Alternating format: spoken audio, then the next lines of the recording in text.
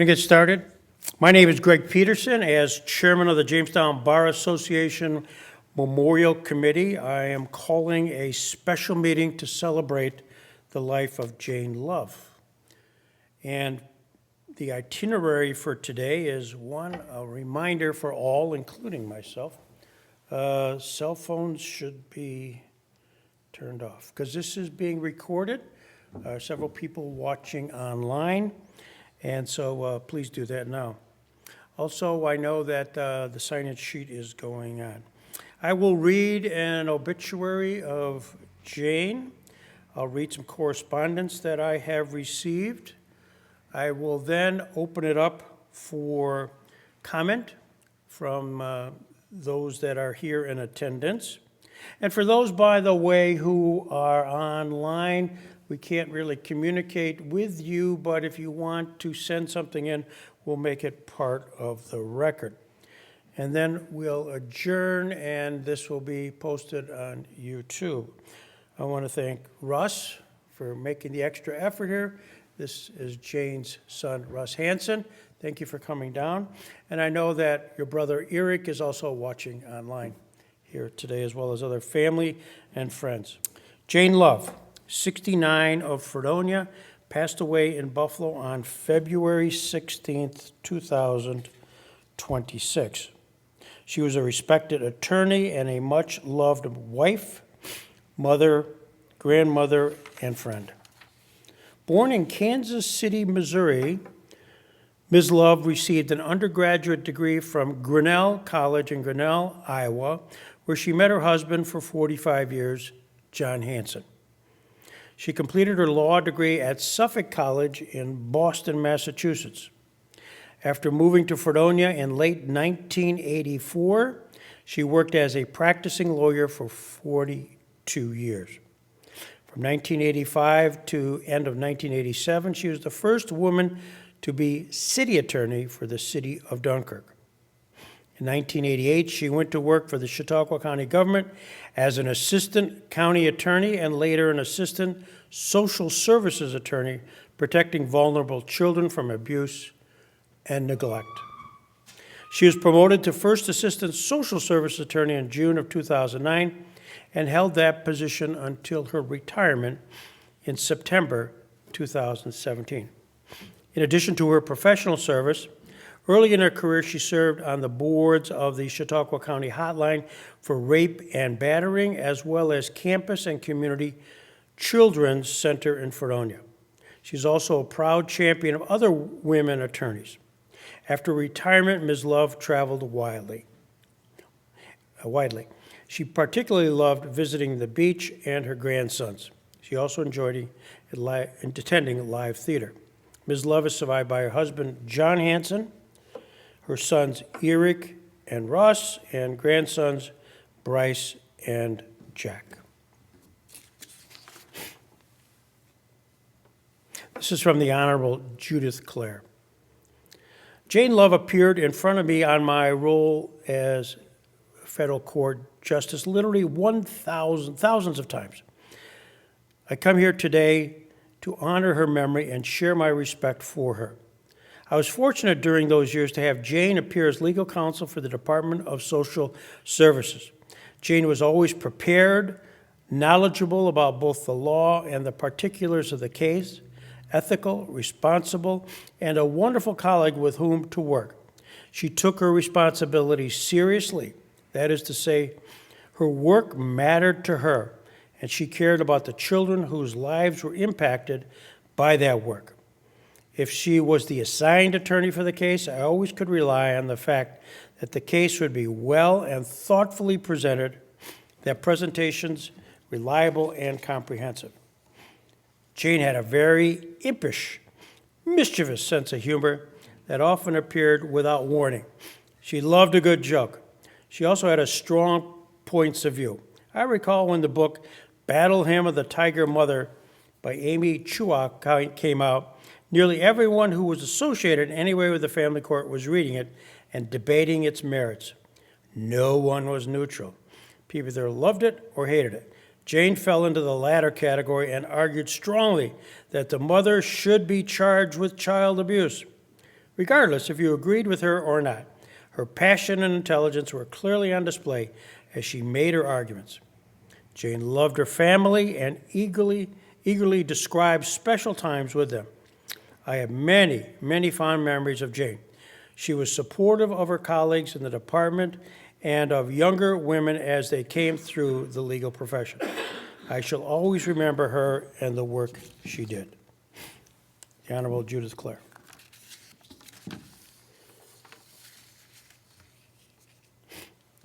I knew Jane as a colleague and worked with her for many years while positioned with the Department of Social Services. I admired Jane. She was a brilliant woman, a great feminist with a great sense of humor. I loved her and enjoyed working with her. Jane would often talk of her family and the adventures of her children. She was so delighted to be a grandmother. Her family meant so much to her. There's a lot of heartbreak with Jane's passing. She will be greatly missed, Barb Woodrick. With that, I will be glad to open up the floor for comment. Phil Calla. I'm Phil Calla. Russ, sorry that I didn't introduce myself to you, but I'll chat with you afterwards. So,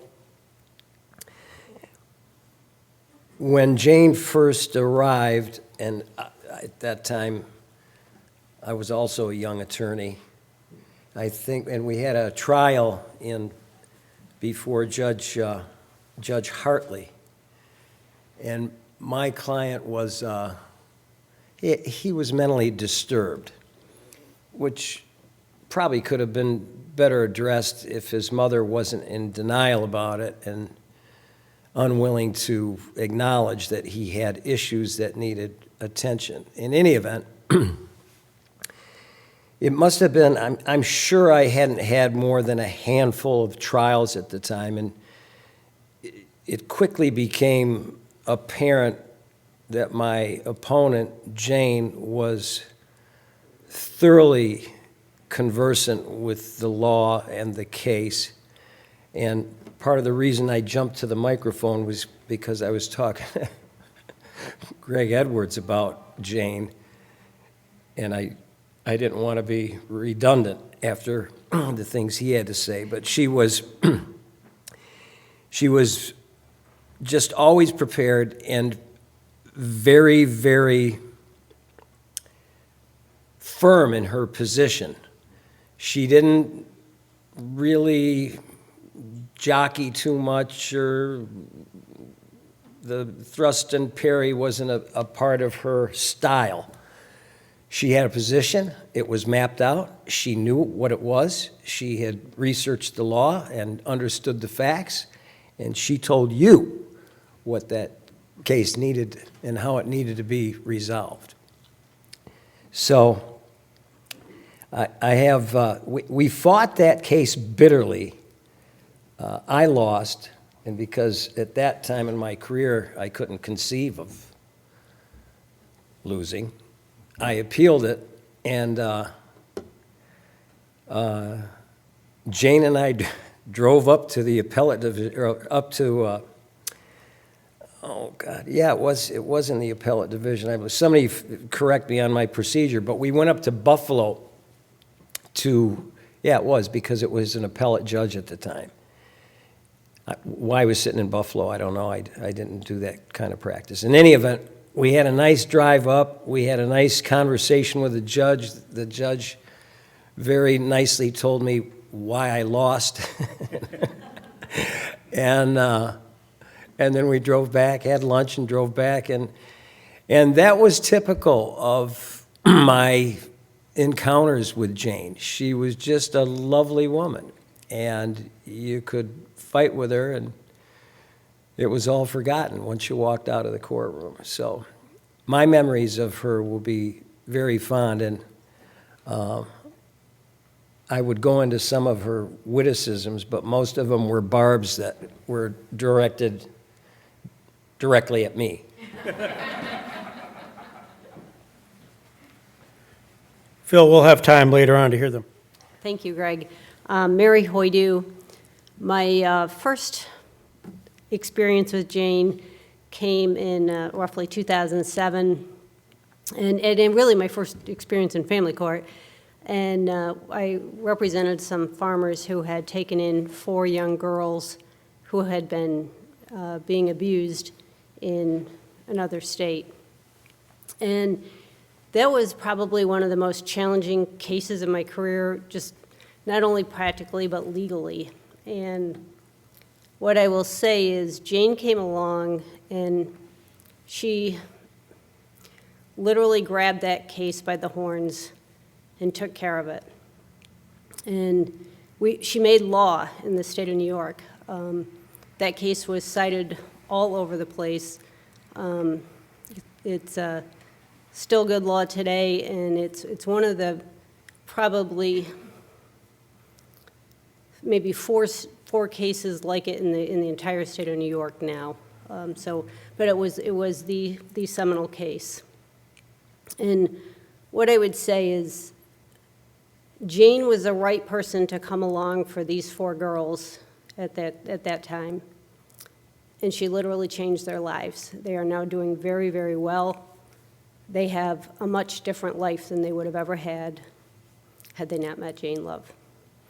Godspeed, Jane. Morning, I'm Mary Schiller. I worked with Jane at the county attorney's office back in the early 90s, which as we seniors refer to it back in the day. That was before she transitioned to the Department of Social Services. She was, as you've heard, fiercely and effectively representing kids and others who had been abused and neglected and doing an incredible job. I remember Jane would come back into the lot. Well, she never, I don't remember Jane walking necessarily. She had kind of a purposeful stride. It was more than a walk. It was an entrance. So she'd come back into the law department after being in court, and she'd either say it was a good day or it wasn't a good day for the home team, depending on how things went in court. And that was always her phrase. I always liked that. As you've heard, she also was incredibly smart and had a sense of humor. I always referred to it as a rapier wit. She could make you hoot out loud and cut you off at the knees at the same time. Amazing, always insightful. I didn't have a chance to see Jane a whole lot in the recent years. Thanks to Betsy Stager for organizing some lunches. You know, I was able to have lunch with her and some other folks on occasion, for which I'm very grateful. She was struggling at that point, but still Jane. She was still funny, kind, and delighted to talk about Ross and Eric and her grandkids. They meant the world to her. So, Jane, it was a really bad day for the home team when you left us way too soon, and you will be missed and never forgotten.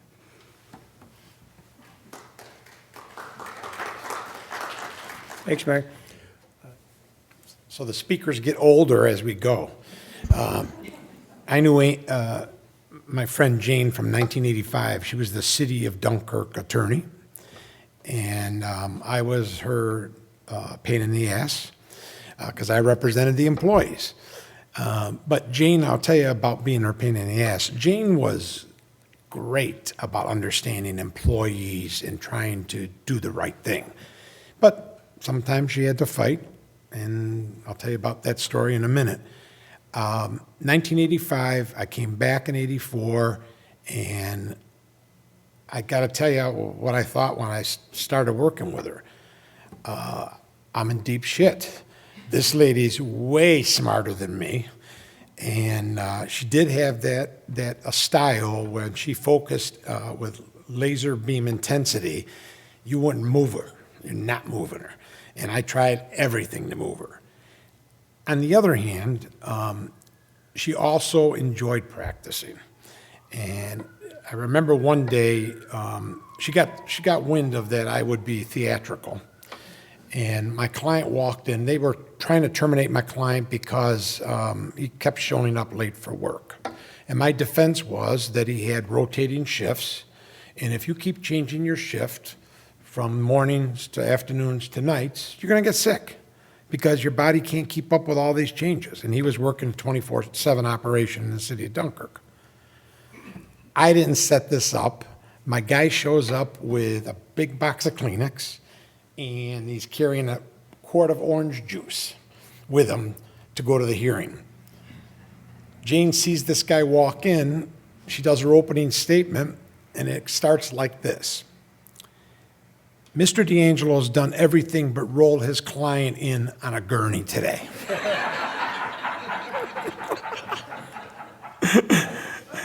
And I, of course, said, it's in the hall. We walked him in. She had a great sense of humor. When you talk about, and Russ, I want you to know, what happens with the practice of law for good and bad in this community is you get in certain lanes, okay? And then you deal with certain people all the time. And I do this labor thing, so I deal with a lot of labor people, okay? But I don't get to see Jane. And when I would see her, I made sure I told her how much I cared for her. So I'm glad I did that. What I want to tell you that's a little different about lawyers is we care who's practicing law and what kind of law they're practicing. When I found out what your mom was doing about defending the kids and where her appointment was through the county attorney's office and DSS, otherwise, I was relieved because I knew that's one lawyer that won't get pushed around. She's very intelligent, and boy, does she know how to make the law if she needs to. Your mom was one of a kind. We are going to miss her deeply. Take care. Jane was the older sister I never had, and I never let her forget the older part. Though we did start our careers at the same exact time, we were part of 6 of us from the North County who, not knowing each other at the time in February of 2000, or 1985, excuse me, went up to Rochester to be sworn in together. Jane was one of those people that when she realized there was a group of us, by our 10th anniversary, she started doing every 5 years and would get us all together. And we'd have a good time at those meetings. Before I had even met Jane, her name came up in a family video from 1985. My uncle was the chief water operator for the city of Dunkirk at the time, and Jane had just become the city attorney. And in this home video at my uncle's birthday party, he looks at me and says, "Do you know this Jane Love?" I'm like, "No, I haven't met her yet." "Well, she's a new attorney in the city, and I got to meet with her tomorrow." Now, he wasn't concerned because it was a woman attorney.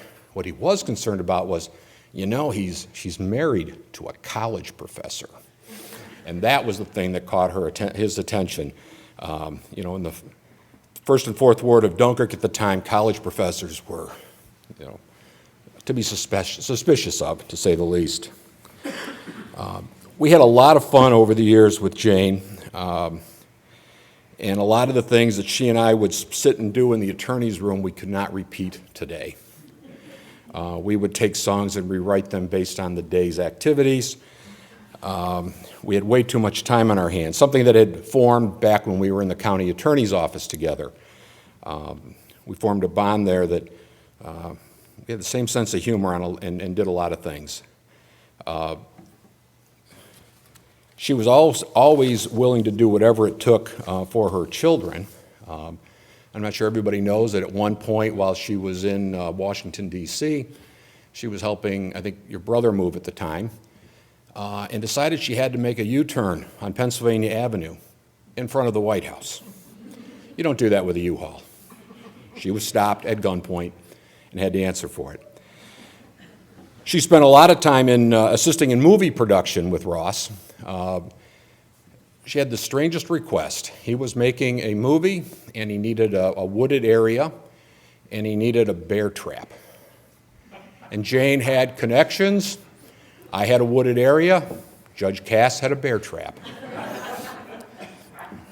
Jane suggested I get up that morning and go out and help in case they needed a stand-in to stand in the bear trap. Unfortunately, as they filmed, I missed that event, but they used the backyard and the bear trap and kept it going. Beaver trap. I couldn't get the bear trap. Oh, you couldn't get them?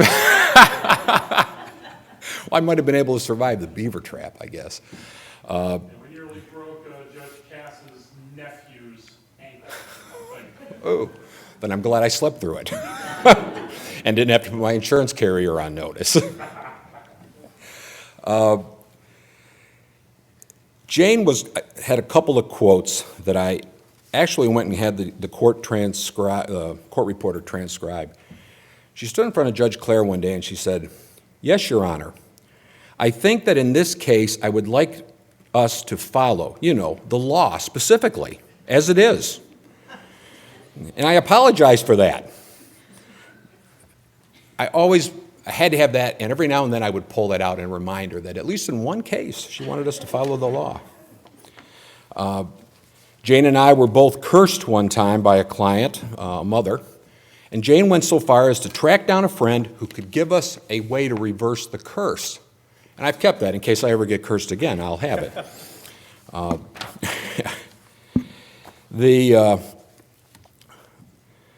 I know different people in the room, Scott Harley here, Jane, and I can't recall if it was during the pregnancy with Eric or Ross, was committed to working up until the last day. Unfortunately, about 3 weeks before her due date, she was in a trial with Charlie Loveland, and at the end of that Friday, she realized that if she were to go into labor in the courthouse, she had 3 options that were going to respond. It was either going to be Scott Harley, Charlie Loveland, or myself. The following Monday, she went out on maternity leave. I would get notes from her on trial days that would give me specific directions.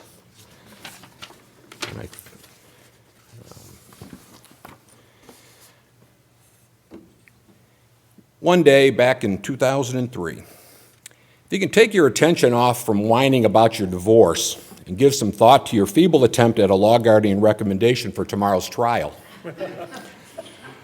We will have none of that. Submit a report so I can drag this thing out and pad my bill business tomorrow. There will be no cross-examination either. So agree and shut up so we can get through as quickly as possible to the next pretrial. Ask your client who he thinks he is today, and then don't make us come over to the law guardian table and slap you. And I believe that if she had to, she would have. There were a lot of fun times. Jane was part of a conspiracy for my 30th birthday. We were miserable to each other for birthdays, if it had a 0 or a 5 at the end. They produced for my 30th birthday very elaborate paternity papers and had me served, going so far as to find the name from an old roommate of somebody that I knew when I was in college. Judge Hartley's stamp was put on it. This was official looking. Jane's important role was to walk in and remind me what my support obligation was going to be for my 5-year-old son. Something she was very gleeful at, giving me the chart and waving it and letting me know how bad it would be. When I got elected, Jane chose to appear in the other court, and I waited for the day that she would be forced to be in my court. And it was June 5th, 2017, 9:57 a.m., when she had to stand up and say, "Your Honor." I will cherish that moment. On a serious note, though, I would say that one of the things, every time we do an adoption where the parents have given a conditional surrender, Jane's Love's legacy in our county will be the push and the drive that she had in organizing the efforts to bring about conditional surrenders so that parents would not have to fight for any kind of contact or to continue to have an involvement in their children's lives. At one time, we would allow them a wallet-sized picture and a to whom it may concern letter telling them about the child after the adoption. And we were having a lot of adoptions that took almost 2.5 years to 3 years from the end of the case to be able to be completed because they had to wait the appellate process. By doing that, we've now had where if we have one a year between both the judges, it's probably averaging less than one a year, that we have to actually have a trial and do that termination and cut the parents' rights off. Those conditional surrenders have allowed us to bring permanency. Every time I accept a conditional surrender or I do an adoption where I know there's one of those terms, it reminds me of Jane because that's her legacy. She dragged me to meetings, she dragged other attorneys to meetings, and was relentless. So that is part of the real legacy, but I can't end on a really good note like that. I'm going to point out that I see Bev sitting there. One day, Bev used to have to come down and confirm what your mother and I were doing in the attorney's room. She had 2 times she had to come down specifically. One, there was a report that we were down in the attorney's room examining Japanese porn. Apparently, in one of your classes, you needed to watch a tape, and you bought it on her credit card. We never watched the movie. We were just trying to find out what you bought. It was not porn, it was nunsploitation. Okay. It's vaguely pornographic still, but it's not strictly speaking porn. All right. And the other thing that involved you, I think it was you, that gave her the link to the Yoda Translate website.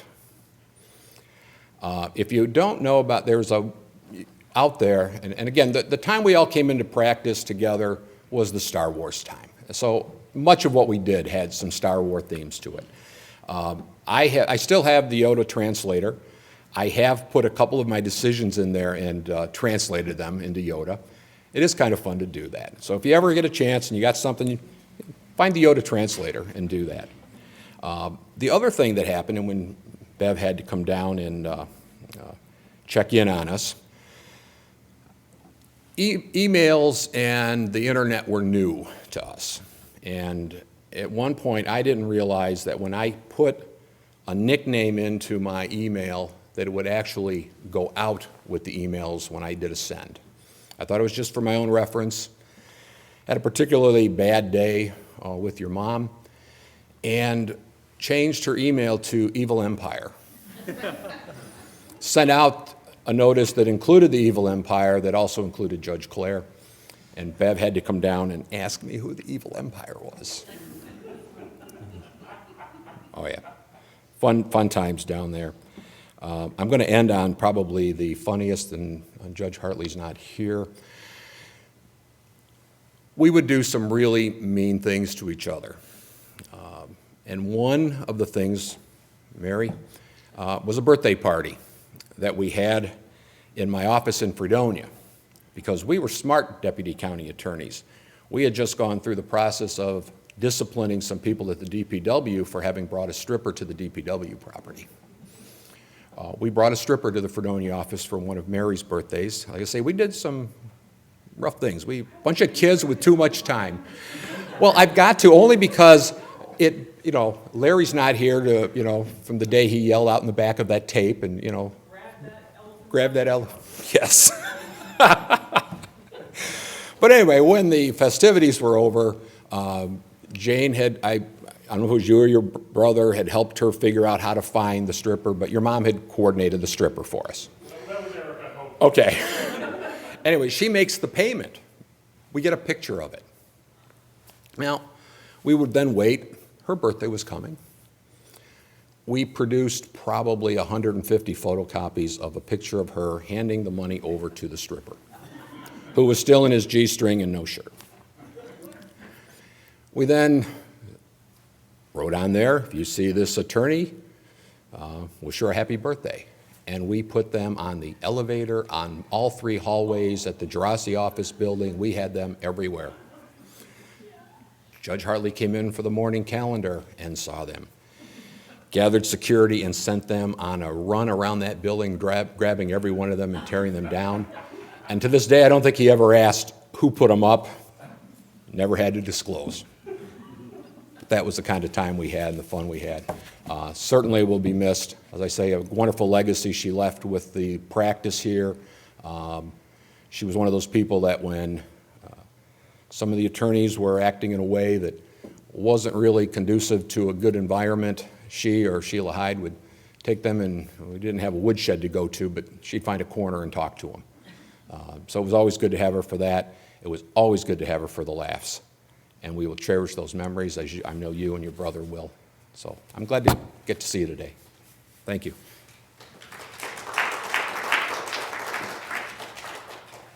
Thank you, Your Honor.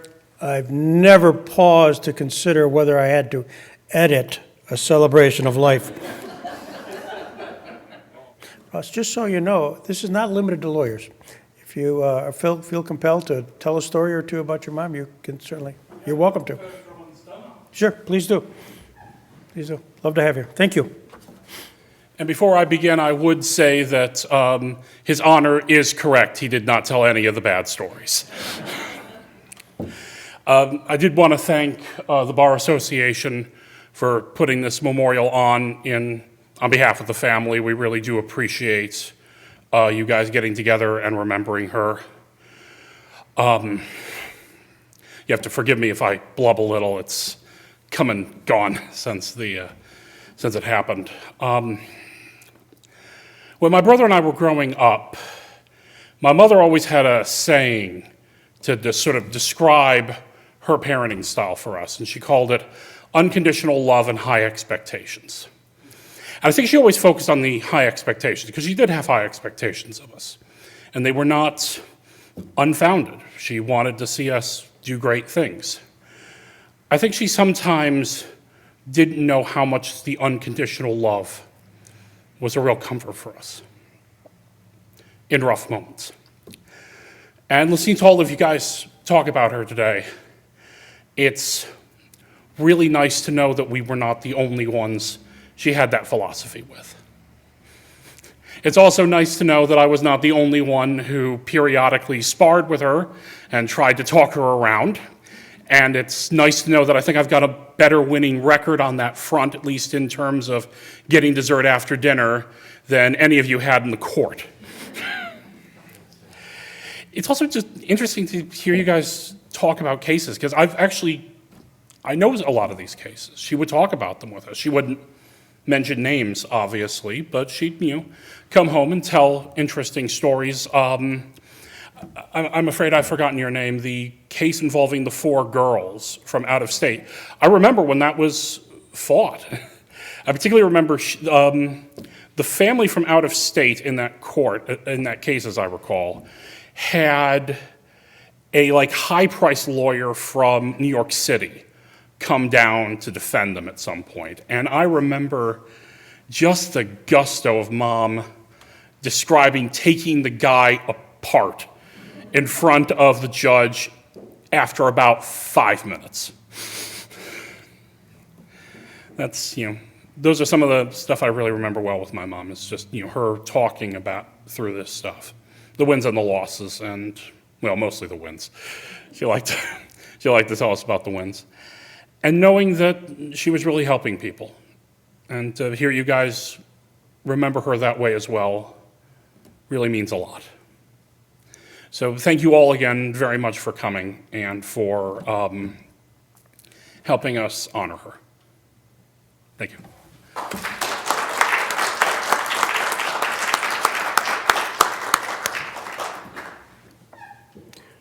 Thank you, Russ. Anybody else would like to share? If not, we'll stand adjourned. And Russ, this will be posted on YouTube for the benefit of the family and friends who didn't get a chance to watch it here on Zoom.